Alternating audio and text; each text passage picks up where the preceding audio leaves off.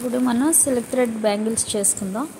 దానికి first 30 lines మనం ఒక ప్యాడ్ ఏదైనా తీసుకుని లేదా ఒక బుక్ లాంగ్ బుక్ తీసుకుని ఇలాగా థ్రెడ్ని ఎల్లో కలర్ థ్రెడ్ని ఫ్రంట్ బ్యాక్ కలిపి మనం రౌండ్ చుడతాం కదా, ఆ బుక్కి రౌండ్ చుట్టాలి. అవి 30 కానీ 35 కానీ థ్రెడ్ స్టాండ్స్ తీసుకోవాలి. అంటే ఫ్రంట్ బ్యాక్ కలిపి మనకి 70 అవుతాయి. ఫ్రంట్ ఒకటి అయితే మనకి 35. అలాగా లైన్స్ మనం బుక్ చుట్టూ చుట్టుకోవాలి. చుట్టి దాన్ని ఇలాగా చిన్న గమ్ము పెట్టి ఈ బ్యాంగిల్కి స్టిక్ చేసుకోవాలి. ఇవి ప్లాస్టిక్ బ్యాంగిల్స్. స్టిక్ చేసుకొని ఇలాగ దాని చుట్టూ గ్యాప్ లేకుండా ర్యాప్ చేసుకోవాలి. కొంచెం ఎక్కువ స్టాండ్స్ తీసుకుంటే మనకి చక్కగా వెడల్పుగా వస్తుంది. మనకి చుట్టేటప్పుడు కొంచెం తొందరగా కూడా అవుతుంది చుట్టడం. చూసారు కదా, మనం ఎప్పుడైతే 22, 25 అలాగే తీసుకుంటాం, ఇవి 34, 35 అలా తీసుకునేటప్పటికి కొంచెం ఎక్కువ స్టాండ్స్ ఉన్నాయి కదా, మనకి కొంచెం వెడల్పుగా థ్రెడ్ చుట్టడానికి నొప్పుతుంది.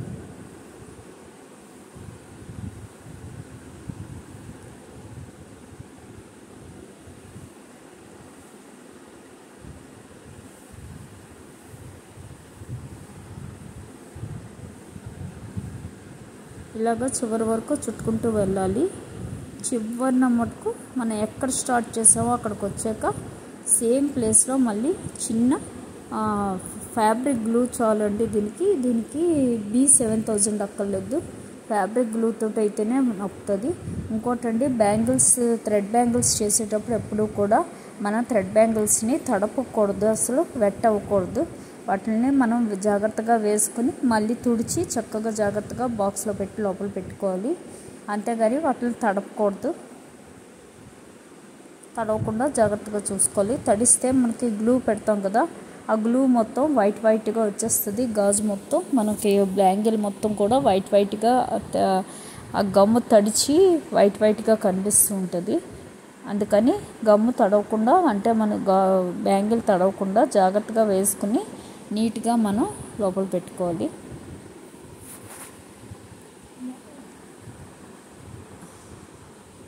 చూసారు కదా, ఇలా చివరి వరకు ర్యాప్ చేసుకుంటూ వెళ్ళిపోవాలి. చివరిన చిన్న ఫ్యాబ్రిక్ గ్లూ పెట్టేసి మనకు అవసరమైనంత మటుకు ఉంచి కట్ చేసేయాలి. మిగిలింది నేను ఎక్కడ అవసరమైతే అక్కడే వాయిస్ ఇస్తున్నాను. మిగిలిన ప్లేస్లో నేను వాయిస్ ఇవ్వను, ఎందుకంటే అంతా చెప్పిందే చెప్తే చికాకు వస్తుంది కదా.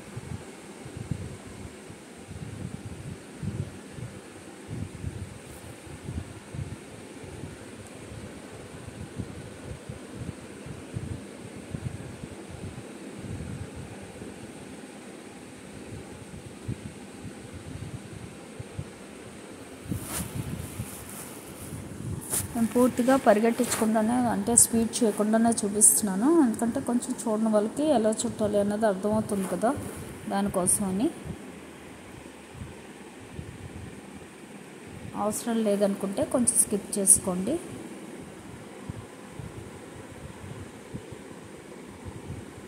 చూసారు కదా, ఇక్కడ వరకు వచ్చాక ఇక్కడ మనం గమ్ పెట్టి అంటించేయాలి.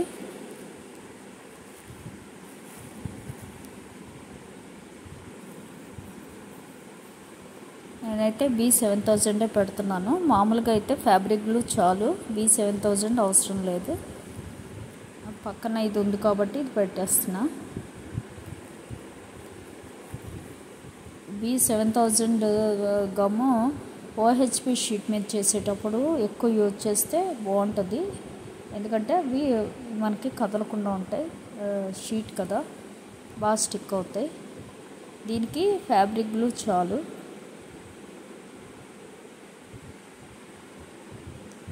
చూసారు కదా, మిగిలింది కట్ చేసేసుకోవాలి.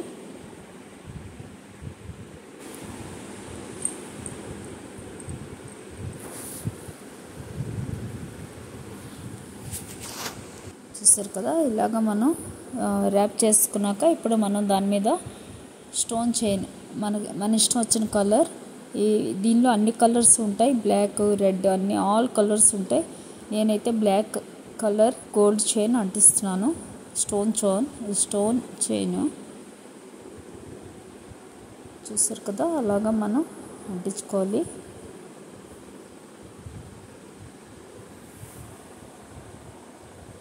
అది ఎంతవరకు సరిపోద్దో చూసుకుంటూ జాగ్రత్తగా అక్కడికే కట్ చేసుకోవాలి. కట్టర్ యూజ్ చేసి కట్ చేసుకోవచ్చు, లేదా మామూలు సిజర్స్తో కూడా కట్ అవుతుంది ఇది.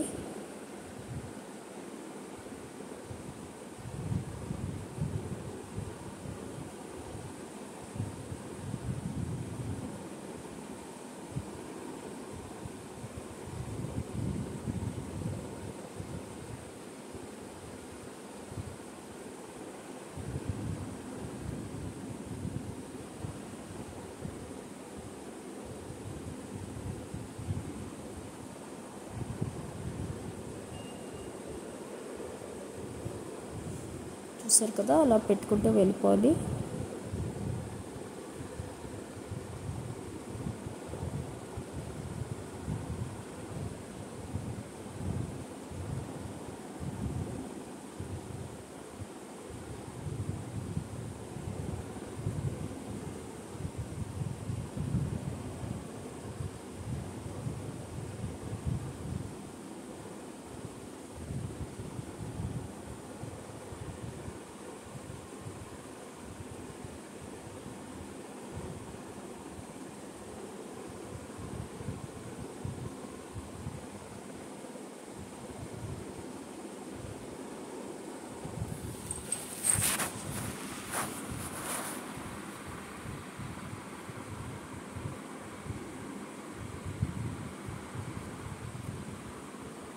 చూసారు కదా, ఇలా కట్టర్ యూజ్ చేసి దాన్ని కట్ చేసుకోవాలి. ఎంతవరకు అవసరమో అంతవరకు ఉంచుకుని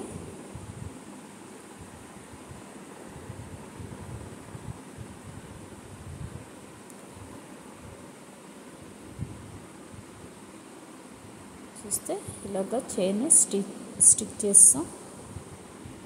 ఇప్పుడు దీన్ని ఇలాగే ఉంచేసుకున్నా పర్వాలేదు.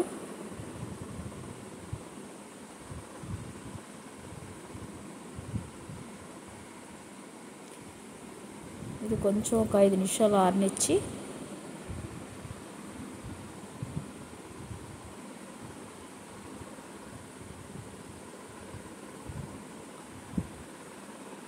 అప్పుడు చేయాలి. కొంచెం సేపు ఆరాలి అది, లేదంటే స్టోన్ ఊడొచ్చేస్తుంది, స్టోన్ చైన్.